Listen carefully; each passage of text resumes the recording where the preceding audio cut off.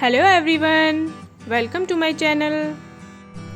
Today we'll start chapter 1 of the book Vistal of class 12th. So chapter 1 is the third level, written by Jack Finney. The author Jack Finney was an American writer.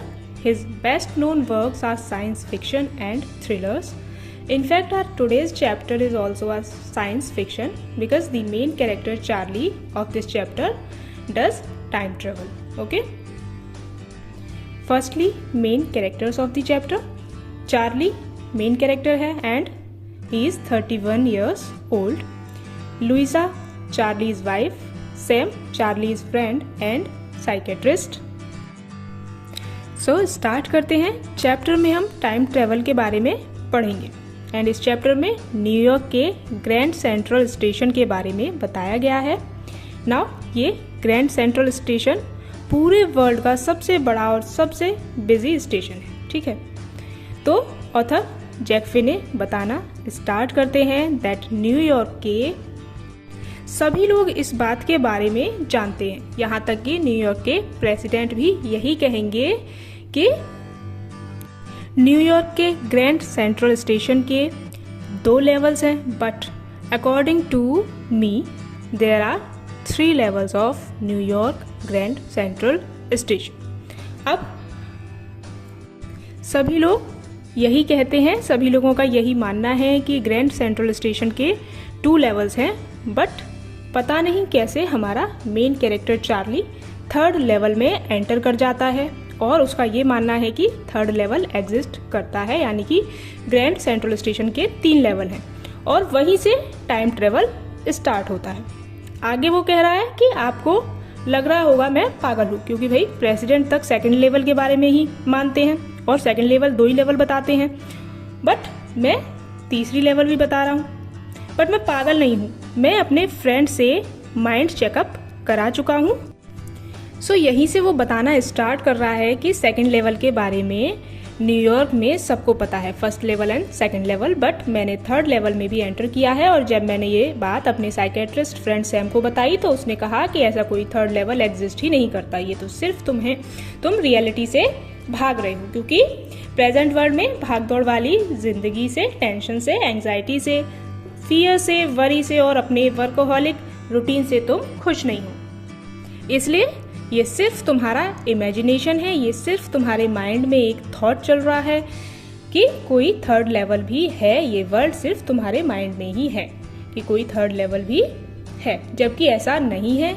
ये सिर्फ तुम्हारा reality से escape करने का तरीका है. ठीक. और आगे सैम ने ये भी कहा कि तुम्हारी स्टैम्प कलेक्शन की जो हैबिट है वो भी तुम इसलिए करते हो ताकि तुम टेम्परेरी अपने रियल टाइम के टेंशन से, इनसिक्योरिटी से दूर रह पाओ. बट चार्ली अपने फ्रेंड की बात से एग्री नहीं करता. वो कहता है ऐसे तो मेरे ग्रैंडफादर भी स्टैम्प कलेक्शन करते थे, उनके टाइम पर तो जो वर्ल्ड था वो कंपैरेटिवली काफी अच्छा और पीसफुल था, इतना सब टेंशन नहीं था, तो उन्हें क्या जरूरत थी, है ना. यहाँ से वो बताना स्टार्ट करते हैं कि वो 3rd लेवल पर कैसे पहुंचे, कैसे एंटर हुए. तो हुआ यूं था कि एक बार चार्ली ऑफिस से लौटते टाइम लेट हो गए. सो ही थॉट कि ऐसा करता हूँ, आज ट्रेन से घर चलता हूँ इंस्टेड ऑफ बस. सो वो पहुंच गए ग्रैंड सेंट्रल स्टेशन के 2nd लेवल पर. बट हुआ क्या कि कुछ दूर जाकर वो खो गए, बट उस टाइम वो शॉक नहीं हुए. उन्होंने सोचा कि ऐसा तो हो जाता है, पहले भी मेरे साथ ऐसा हुआ है, कभी कभी मैं किसी टनल से निकलता हूँ और कहीं और पहुंच जाता हूँ. यहाँ कई न्यू कॉरिडोर्स भी हैं. सो वो शॉक नहीं हुई. मीन्स रास्ते का फर्क पड़ जाता है, इससे कई सारे रास्ते जाते हैं, बट वहाँ उन्हें कोई नजर नहीं आता. एंड थोड़ी देर बाद उन्हें कुछ लोग नजर आते हैं और वो श्योर हो जाते हैं कि यही होगा 2nd लेवल, यहीं से मुझे ट्रेन लेनी है. लेकिन फिर वो वहाँ की हर चीज को कीनली ऑब्जर्व करते हैं. एग्जाम्पल, सबसे पहले वो नोटिस करते हैं यहाँ के विंडोज और डोर्स काफ़ी छोटे हैं in comparison of 2nd level. Ticket counter भी छोटा है, लाइट्स भी काफ़ी डिम है. ये सब उसे कुछ स्ट्रेंज लगता है और वो सोचता है कि ये 2nd लेवल तो डेफिनेटली नहीं है, बिकॉज मैं पहले भी आया हूँ 2nd लेवल पर, ऐसा तो वहाँ कुछ भी नहीं था. अब चार्ली वहाँ जो लोग थे उनके ड्रेसिंग सेंस को नोटिस करते हैं तो उन्हें वही डिफरेंस दिखता है जो कि हमें अब की और पुरानी मूवीज के ड्रेसिंग सेंस में देखने को मिलता है ना. तो चार्ली देखते हैं कि उनसे तो काफ़ी डिफरेंट है वहाँ के लोगों का अटायर. मतलब 80s और 90s के टाइम का ड्रेसअप हो रखे थे वहाँ पर सब। चार्ली कहते हैं मैंने अपनी लाइफ में इतनी बड़ी बियर्ड, मुस्टैचेस और साइड बर्न्स नहीं देखे। तो अब उन्हें ये तो समझ आ गया था कि कुछ तो गड़बड़ है, बट क्या गड़बड़ है ये उनको जानना था। कैसे जाने? तो थोड़ा आगे चलने पर उन्हें न्यूज़पेपर दिखे तो उन्होंने सोचा मिल गया, ऐसा करता हूँ न्यूज़पेपर पर डेट वगैरह देखकर पता चल जाएगा कि चल क्या रहा है। तो न्यूज़पेपर पर उनको डेट तो नहीं नज़र आती, बट उनको नाम नज़र आता है। न्यूज़पेपर पर नाम लिखा था दी वर्ल्ड। तो वो सोचते हैं दैट इस न्यूज़पेपर का नाम तो बहुत पुराना है, ये न्यूज़पेपर तो बहुत पहले ही पब्लिश होना बंद हो चुका है। अब तो उन्हें और भी अजीब फील होने लगता है।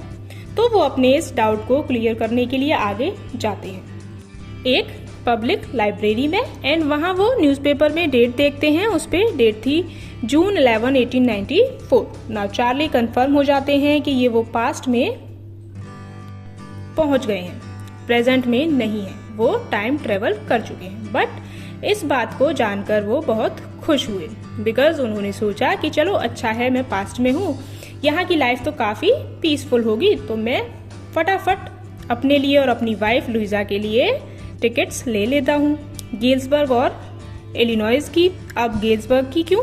गेल्सबर्ग वो जगह थी जहाँ चार्ली के ग्रैंडफादर रहते थे। ये एक बहुत ही वंडरफुल टाउन था जहाँ बड़े बड़े घर होते थे, ह्यूज लॉन्स होती थी, ट्रिमेंडस ट्रीज होते थे, लोग अपने लॉन्स में बैठते थे, सिगार्स पीते थे, शांति से जीते थे, पीसफुल वर्ल्ड था। तो वहाँ हम रहेंगे, तो मैं 2 टिकट्स ले लेता हूँ। देन उनके माइंड में आता है कि मैं टिकट्स लूँगा कैसे, मेरे पास तो 1894 की करेंसी ही नहीं है। फिर वो सोचते हैं ठीक है मैं ऐसा करता हूँ, यहाँ से जाता हूँ, करेंसी एक्सचेंज करके ले आता हूँ और फिर हम 1894 गेल्सबर्ग में जाकर रहेंगे। सो वो बाहर जाते हैं, अपनी प्रेजेंट करेंसी को ओल्ड करेंसी में एक्सचेंज करा लेते हैं और फिर जब वो दोबारा 3rd लेवल पर जाना चाहते हैं तो वो उन्हें नहीं मिलती। और फिर तभी वो अपने साइकेट्रिस्ट फ्रेंड सैम को ये बात बताते हैं और काफ़ी सैड हो जाते हैं कि तब सडनली जब मुझे नहीं पता था तब तो ये 3rd लेवल मुझे मिल गया और अब मैं उसको ढूंढ रहा हूँ तो ये कहाँ गया। एंड चार्ली बताते हैं कि इस 3rd लेवल को लेकर वो इतने ऑब्सेस्ड हो गए थे कि उनकी वाइफ को भी उनकी टेंशन होने लगी थी और इसलिए उन्होंने अब इसे यानी 3rd लेवल को ढूंढना बंद कर दिया था। एंड देन वो रिटर्न करते हैं अपनी स्टैम्प कलेक्शन की तरफ, मीन्स उसे फिर से स्टैम्प कलेक्शन स्टार्ट कर देते हैं। फिर आगे चार्ली बताते हैं कि अब मैं और मेरी वाइफ दोनों 3rd लेवल को ढूंढ रहे हैं। नाउ ऐसा क्या हो गया जो वाइफ चार्ली को मना कर रही थी, अब वो भी चार्ली के साथ 3rd लेवल को ढूंढ रही थी। तो चार्ली बताता है कि सडनली उनके फ्रेंड सैम डिसअपियर हो गए थे काफ़ी टाइम के लिए। कैसे गायब हो गए थे और चार्ली को कैसे पता चला? तो वन डे चार्ली अपने स्टैम्प कलेक्शंस को देख रहे थे तो एक फर्स्ट डे कवर निकलता है। ना what is first day cover? First day cover होता है जब भी कोई न्यू स्टैम्प इश्यू होता है तो जो स्टैम्प कलेक्टर होते हैं वो एक ब्लैंक पेपर के ऊपर स्टैम्प लगा के खुद को ही सेंड कर लेते हैं, जिससे क्या होता है वो स्टैम्प उस डेट के साथ उनके पास आ जाता है, जिससे ये पता चलता है कि इस दिन ये स्टैम्प इश्यू हुई। तो चार्ली जो फर्स्ट डे कवर देखता है वो उसके लिए नहीं होता है, वो उसके ग्रैंडफादर के लिए था उनके गेल्सबर्ग वाले एड्रेस पे, और उस पे डेट लिखी थी जुलाई 18, 1894। उस पे जो स्टैम्प लगा था वो 6 सेंट का था, डल ब्राउन कलर था और उस पे प्रेसिडेंट गैरी फील्ड का पिक्चर लगी थी। वो एनवेलप ओपन करता है, उसमें एक नोट था, नोट लिखा गया था चार्ली के लिए। किसने लिखा था? उसके साइकेट्रिस्ट फ्रेंड सैम ने, जो कुछ टाइम पहले गायब हो गया था। क्या लिखा था? That Charlie I found the 3rd level, मुझे 3rd लेवल मिल गया है और मैं 2 वीक से यहाँ रह रहा हूँ गेल्सबर्ग में।